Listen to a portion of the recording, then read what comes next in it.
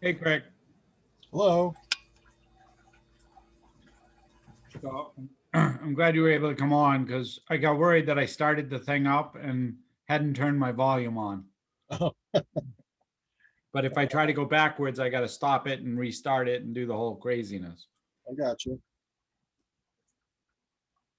Yeah, I found it in my inbox, but I don't know why it didn't come up at first. I had to reload it.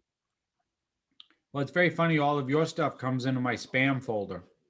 I won't take that personally. Yeah, I don't know. I was like, I keep telling it it's not junk, but it keeps going there.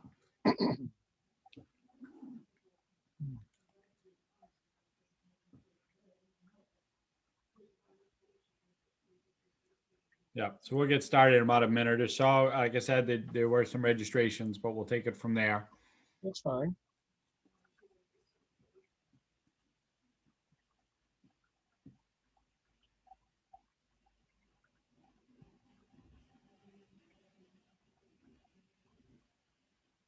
You're almost at 100 views, I saw.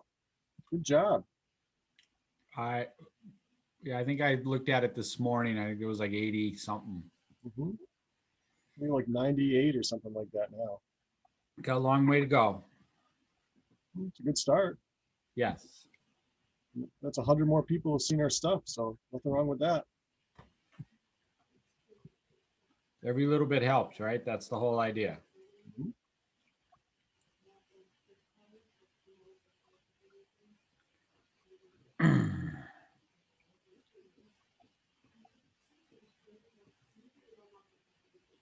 All right, the time is up, so that means we are going to start this evening. Welcome again to another Thirsty for Knowledge Thursday, our weekly webinar series that's brought to you by the ARIES Foundation for Financial Education, Inc.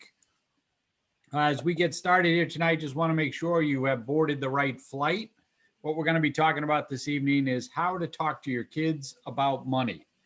And some of this is about actually conveying and talking to your children, but some of this is also about how we as adults deal with money, react with money, and it's sort of that lead by example thing that comes into play. So there'll be two aspects of that as we're going through it.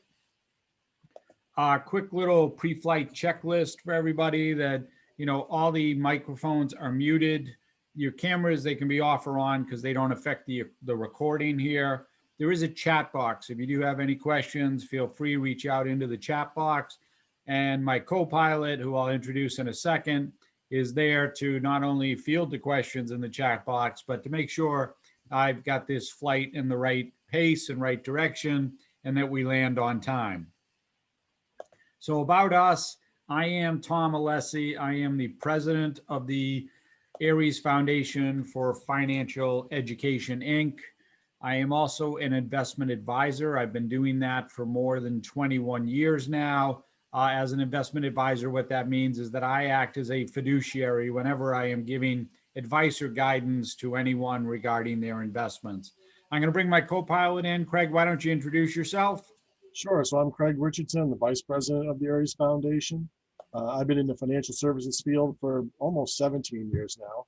as a financial services rep, and I help people to put together plans for themselves and to help them have a better relationship with their money. Thank you, sir. And like I said, if you got questions, use the chat box. Craig will be manning the chat box and following along with this. I will be bringing him in for a little bit as we go through this journey tonight. As I mentioned, this webinar is brought to you by the ARIES Foundation for Financial Education, Inc. The mission statement of ARIES is trying to help everyone have a better relationship with their money. We do that by offering worksite workshops, financial education, webinars like this one, and information. You can visit our site, ariesfoundation.org, to learn a little bit more about what we do and how we do it. I mean, one of our big things is that we really believe that financial wellness needs guidance and engagement to actually encourage that participation that goes along with it. Disclosures. So the presentation is meant to be purely educational. We just ask that for anybody, we share this information. You can find it on our website. You can find it on our YouTube channel. We just ask that if you're sharing it, that you share it for purely educational purposes only. The ARIES Foundation for Financial Education, Inc. is a nonprofit. We're not affiliated with any broker-dealer or securities-related business. We're not a registered investment advisor.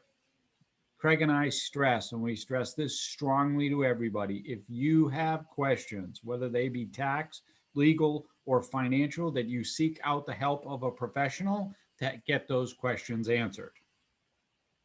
All right, as always, that was a lot of information and a lot of speaking for me, which brings us to the fun part of the evening, which is that there are drinks on this flight.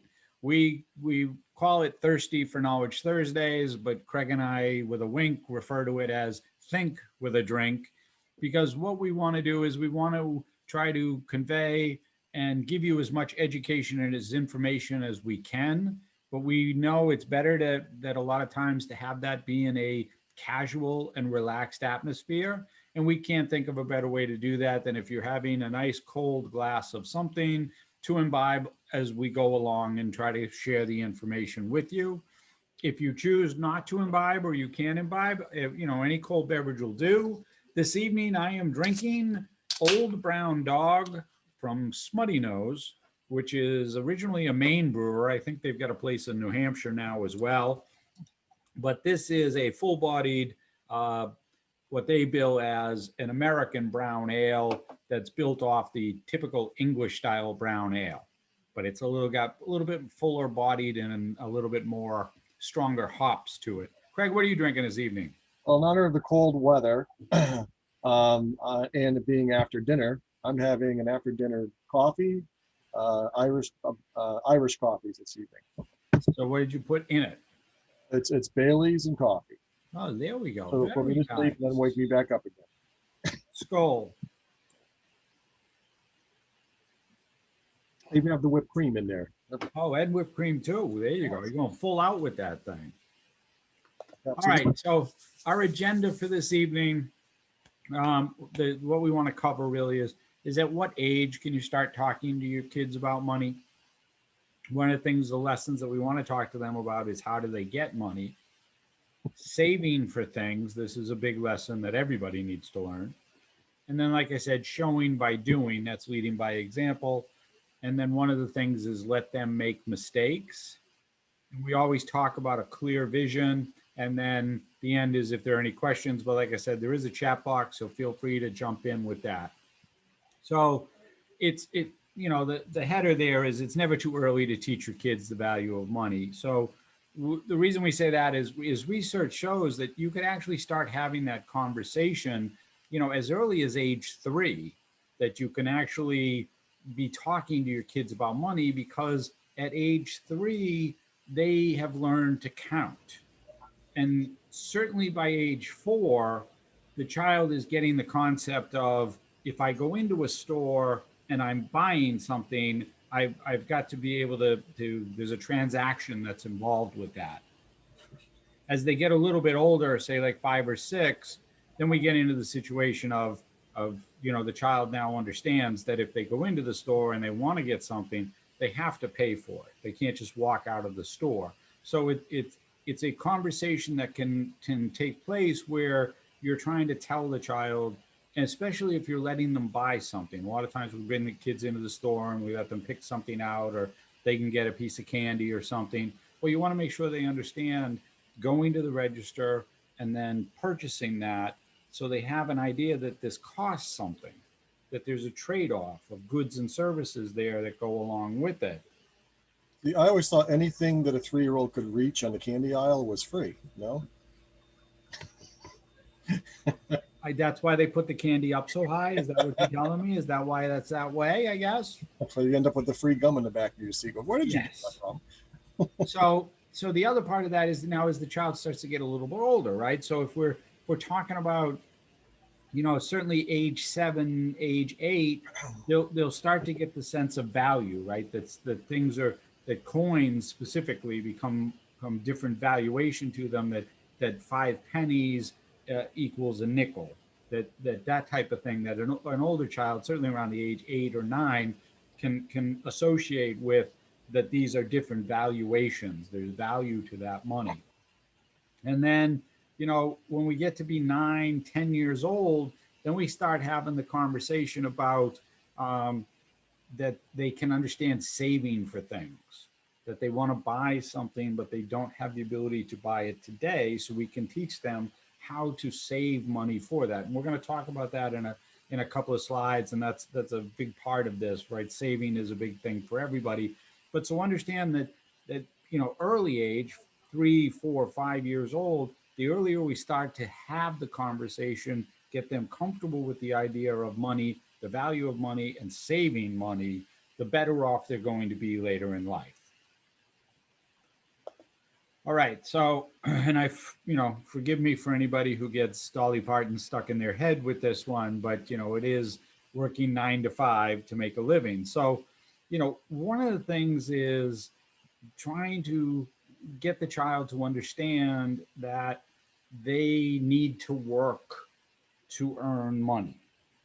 Now, I know a lot of parents, that everybody's got different views on this and different takes on how it is. And, especially as the child gets into their teen years, they're a student athlete, they don't really have time for a job. Well, that's okay, but only if you're not then buying them things over and over and over.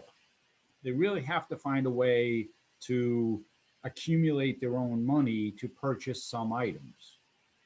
And whether that's chores around the house, yard work, as a child gets into the teen years, certainly cutting the grass, raking the leaves, doing things like that. These are certainly jobs that can be done, cleaning up, or even things as like emptying the dishwasher or putting the dishes away for a child that might be younger, that allows them to get the sense of, I did something and I'm earning for it. It's a big part of understanding the value of that money. You just want to make sure that it's age appropriate as far as kids are concerned. And, we don't want to have the 7-year-old out there trying to mow the lawn type of thing, right? Well, I got my kid working at a factory at 5. So well, I think it's also, Tom, it's not just learning about money, it's also learning about work ethic, right? Yes. Having a job, following through, completing a task, and the rewards that come along with that. Right. And one of the things with this is, and we'll talk about it a little bit later, because it sort of ties into the idea of letting them be able to handle money. And we'll talk about it when we get to, making mistakes with money and what can happen there. But if it's their money, then that's something that they will learn, and it will be a lesson that will stay with them about how that affects it.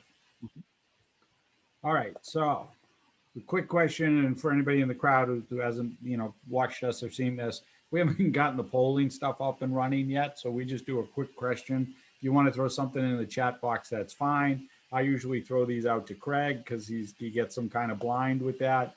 But did you have a job when you were growing up? Like, when I'm saying that, I mean like your, preteen years type of thing. Oh yeah, every weekend I would go to my grandparents, and I'd help out with the garden, and I'd help out with doing wood and all kinds of chores. Yep. There you go. So myself personally, I caddied as a kid. For those of you who are non-golfers in the crowd, the caddy is the person who carries the golfers' clubs around and basically gets yelled at when they miss a shot. So that's generally what I was doing. But I believe I first started caddying when I was 11 or 12 years old. The course was right down the street from my house, so I could walk there, ride my bike, and you would get to play on Mondays. That was caddy day, basically. So Lucille worked in a hair salon, she says. nice, like sweeping up, doing that type of thing. Cool.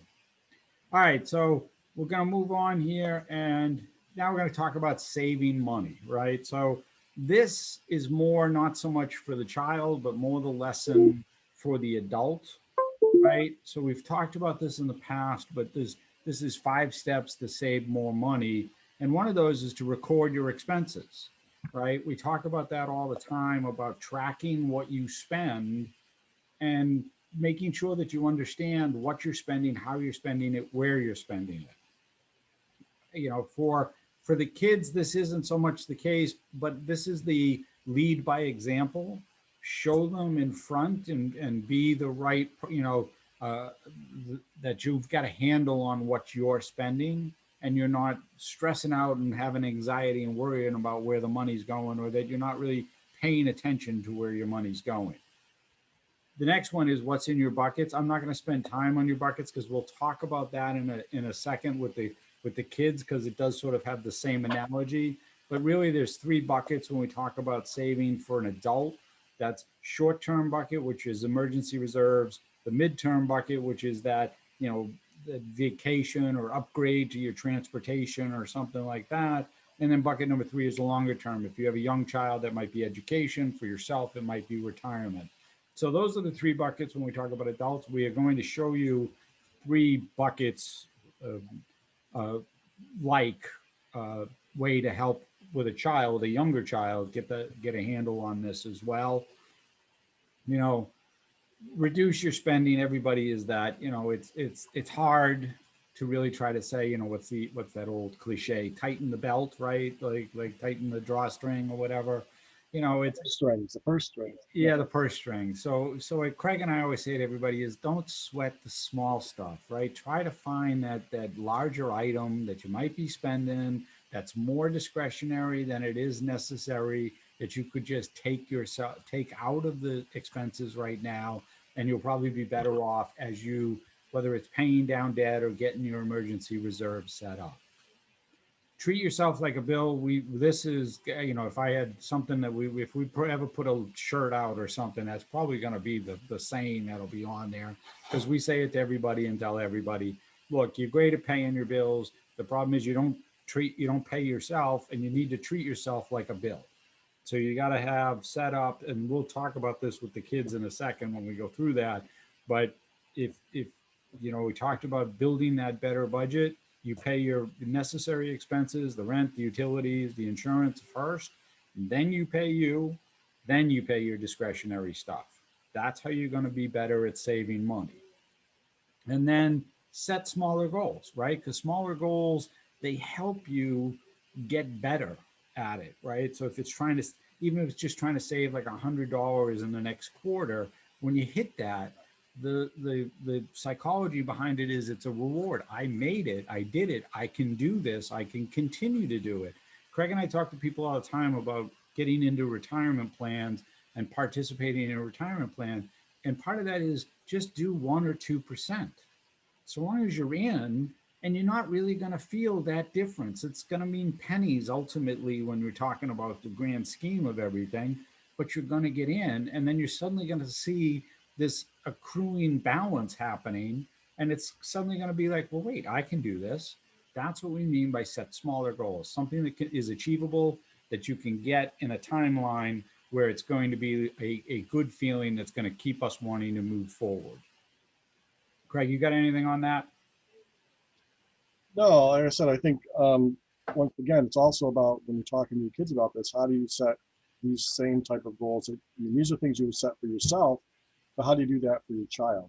And I think you're going to get into a little bit more later on about how you make this a more of a visual presentation for them, so that it's not so abstract, because money can be a very abstract concept, especially for children. Right, absolutely. And that brings us right to the next slide, which is really, the concept here is and even for a younger child, 7, 8 years old type of thing, that their money in, so these are jars because that's what you would set up and do it. You can do it as buckets, but jars are more visual because they're see-through and you can see them. So if you get 3 jars and you put 3 jars out on the dresser or on their bookshelf or whatever the case may be, and then you're marking them in 3 different types. One is savings, one is spending, and one is giving, right? And that you've got the child with the savings, you got one that they're going to use for spending, and then one that they're going to be using for donation. This is a helpful thing. And you can say if they've got $1, how they're going to segregate that out. If it ends up being coins, how those coins are going in there. And then they can track it and see what's happening. But it's a very visual, and it helps going through and explaining what each one is for. Where savings is for that longer term, something that they might want to save up for and buy.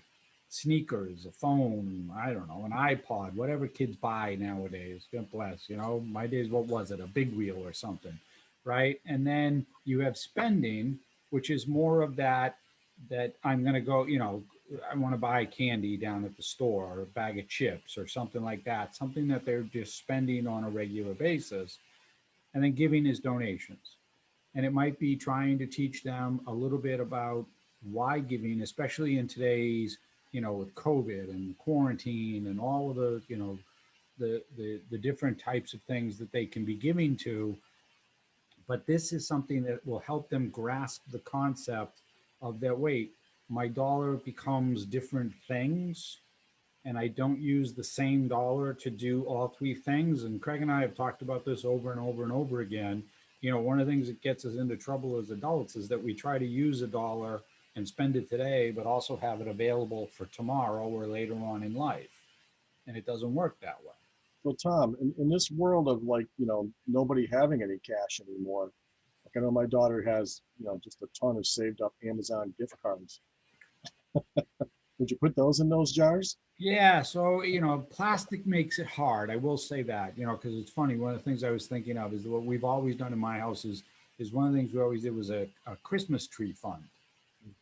So it's a jar it's on the kitchen counter that every time somebody goes by, they throw coins into it. Just instead of putting the coin someplace, you take the loose coins and throw it in there. And the concept was that, as the year went on, you could see how it was growing, and we sort of would have an idea after a couple of years of what kind of a tree we were going to end up getting, whether we were going to get a nice big tree or we were going to get a little Charlie Brown tree, right? It just depended on how many coins got into the jar. But we still do it. It's still there. Like it's still, even now it's got coins in it because it's just part of the thing that's gone on with it. But it is hard trying to get coins, but kids are a little bit better at getting, we're talking about young kids, not teenagers at this point, talking 7, 10, 12-year-old type of thing.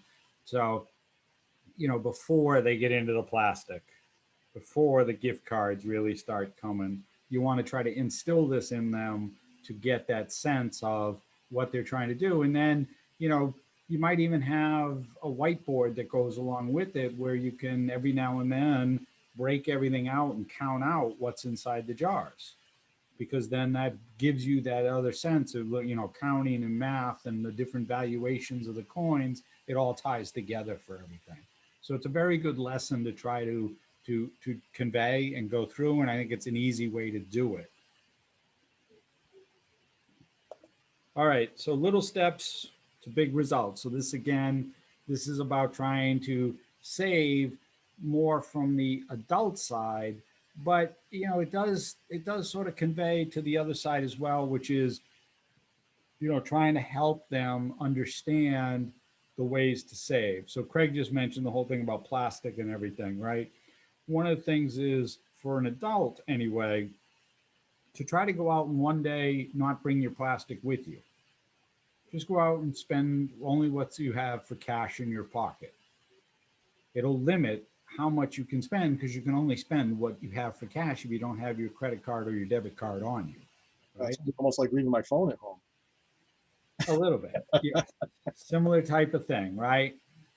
see a bigger goal, right? Now, we talked before about a smaller goal for helping with the psychology and getting to it, but this is more of the I've got that I want to buy a new car, or I want to, get a new phone, as Craig just mentioned, or something that's got a bigger, that's why I'm saving. That's why I'm putting money away, because I want this. Now, I know sometimes with people, it's, I want to save for a new house, or I want to buy a first time homeowner, or, trying to do something that's a much larger and bigger thing to get to.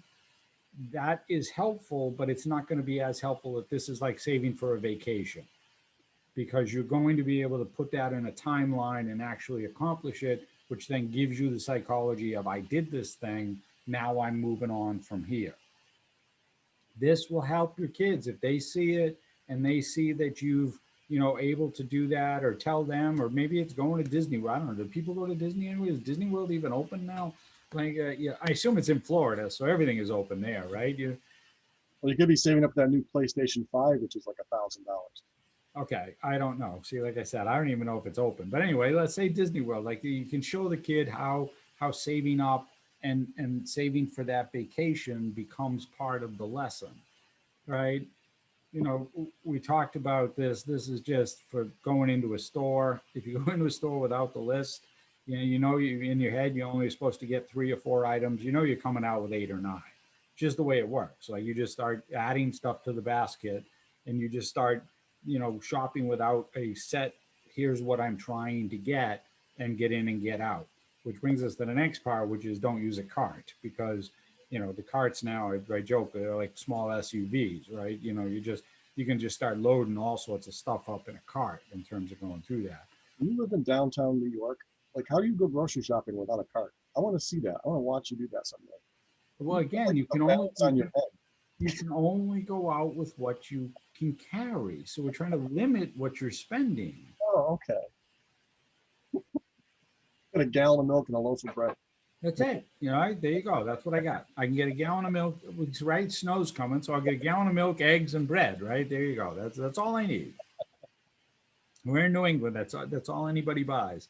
So, but you want to survey what you buy. This is an important one, I think, to convey to the kids, right? Which is, I've made the selection. Now I want to take a step and just make sure these are the items I need, or that this is what I wanted to buy, right? You want to make sure that you're going through and understanding, and like I said, it's leading by example, letting them see, oh wait, I just don't put something in and buy it. I want to make sure I've got the right item. You know, we did a whole thing on give it to me now, wants versus needs, right? Which is just it's setting off that cooling down period. We talk about, I gotta have it, I gotta have it now. I want to buy this thing. Well, let's take 24 hours and think about it. Let's set a time period and say, no, wait, let me just hold off on that, and I'll come back to it in a day or two. And then if I still have the same feeling, urge, want, then I'll buy it, which leads us right into wants versus needs, which is just trying to tell, can I delay and not have to buy it right this moment? This is a good one for kids when they're in the store, right? Because what does the kid do? Like Craig said, anything they can reach for, anything on the shelf, they want it, and they want it now.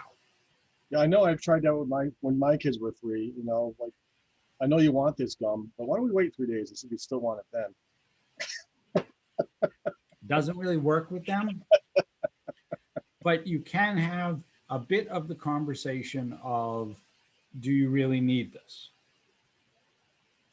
Right, and then it's going to stop them. Like, you're still going to get the whole madness and chaos and everything that goes around with it, but you want to sort of put that thought in there, especially if we're talking to younger 6, 7, 8-year-old, so that they can sort of get the handle on it, get a little bit of that sense.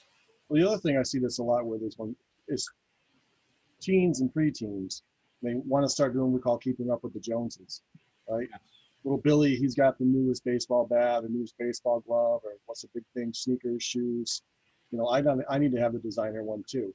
So that's when you really have that conversation with wants versus needs. I know you need sneakers, but you really want Nikes.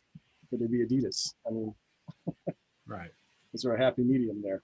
Right, but all of this again, that's absolutely the point, and the segue of that is that, the whole idea of this is if you are leading by that teaching, showing them by example that you are somebody who is a saver, who's not just spending crazily and not really thinking about anything.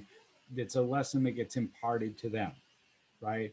And you really have to teach them that the idea is they've got to earn money, and then to earn, in order to spend it, they've got to earn it, and then they've got to learn to save it. And that's really the lessons that come with this, because if you don't, then they become adults who just are not unclear, and they don't have a very good relationship with their money. And that's really what we're trying to stave off here. Well, the other thing, for the majority of us in the universe, money is a finite number. How much we have, how much we're going to have. And so really trying to understand what you're spending that money on and why it's important to you. Because if you use it for this, you can't use it for that.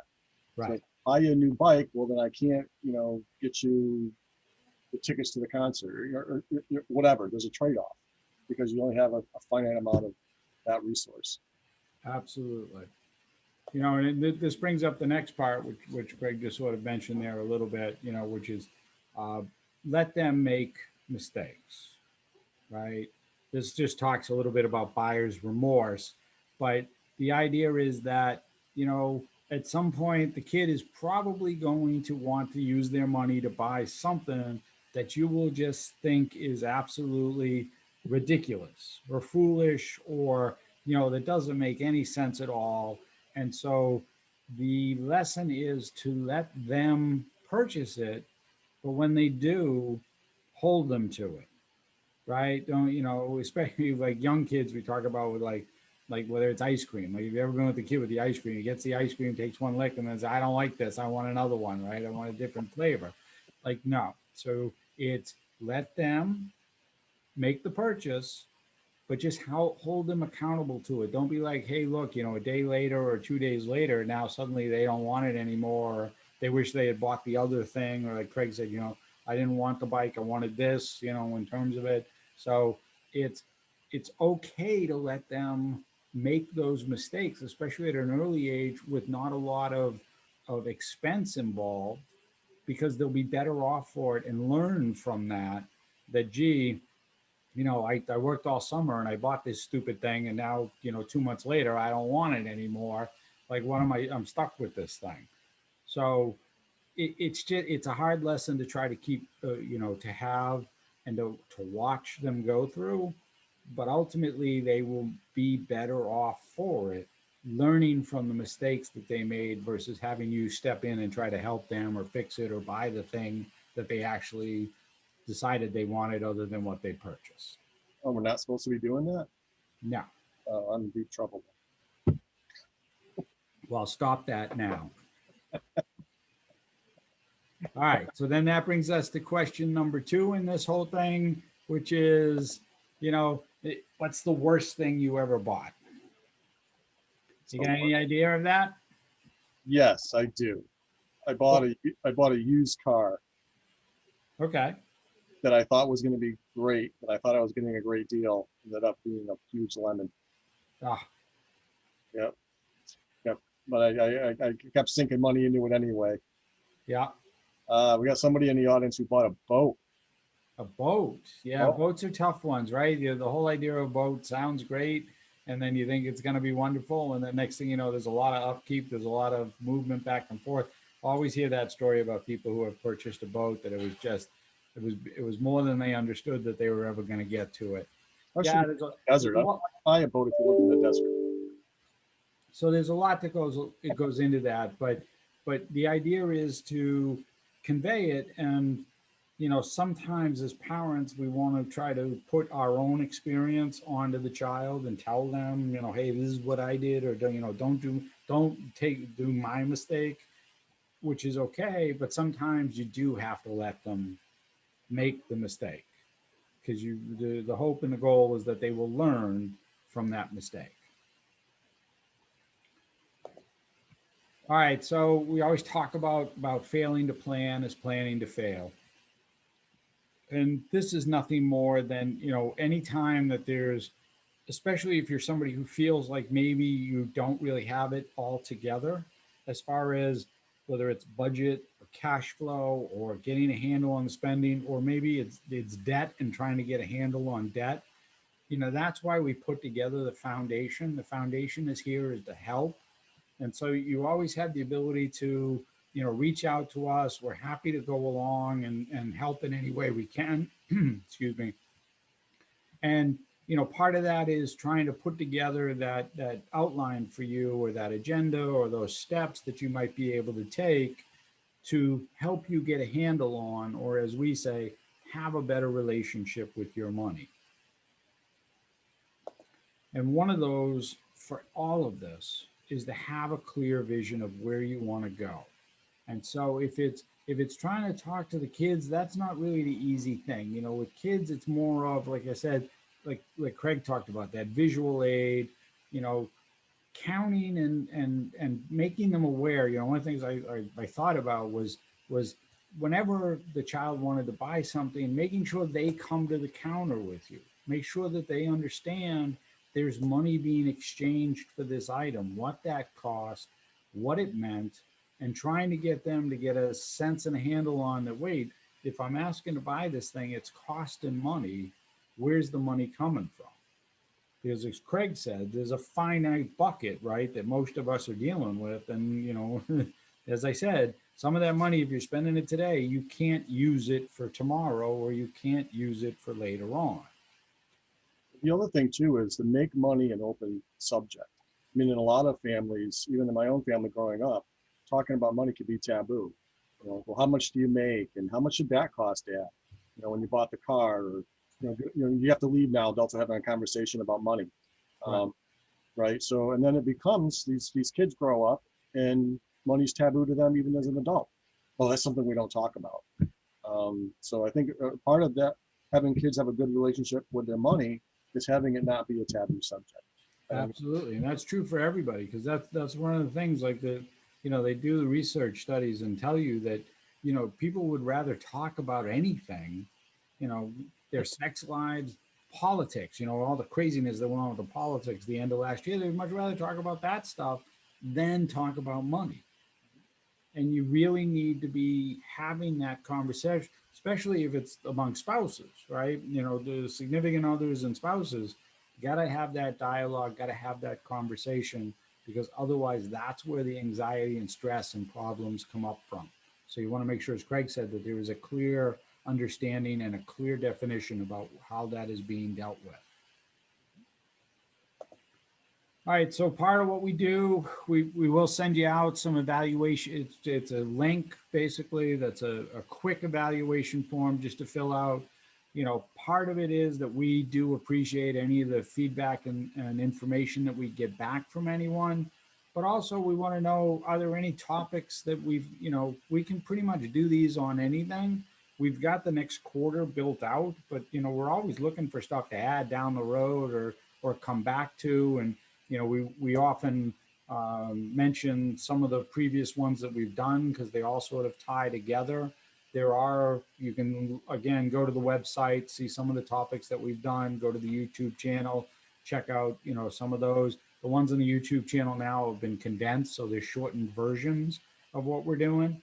But the other is, we're a nonprofit, and, our joke is that we're not really grassroots yet. We haven't really even laid down seed. So anything you can do to help, share, like, comment, any of the social media posts you see, any of the emails that we send out, greatly appreciated for us, because, like I said, our whole mission is just trying to help everyone have a better relationship with their money.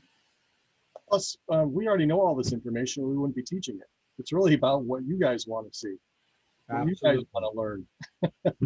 This is Craig and I at our more formal wear and attire when we're out and about. So, we do a lot of these. If you see us at any events or conferences or in some of the workshops we generally do it in custom jerseys that reference our financial services firm on the back.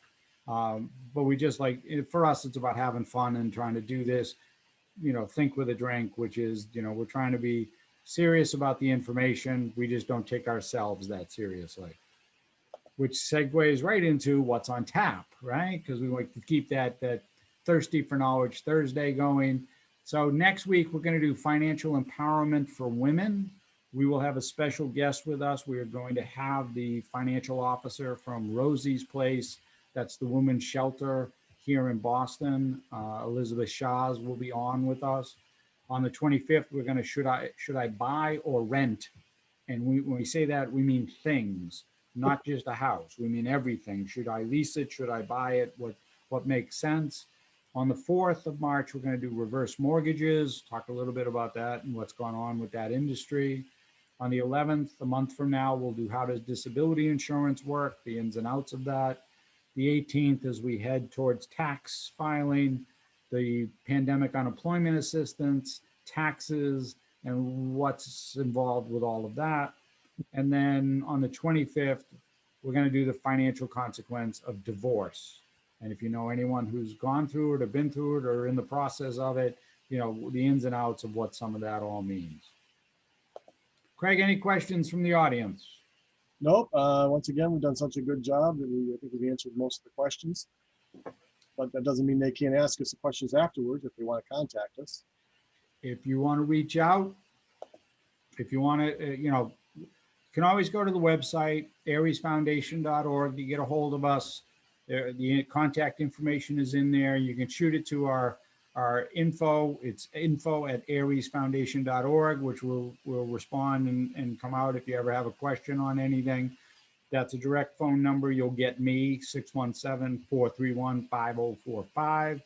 But on that, I am going to say thank you all this evening, and I'm going to stop the share, which means I can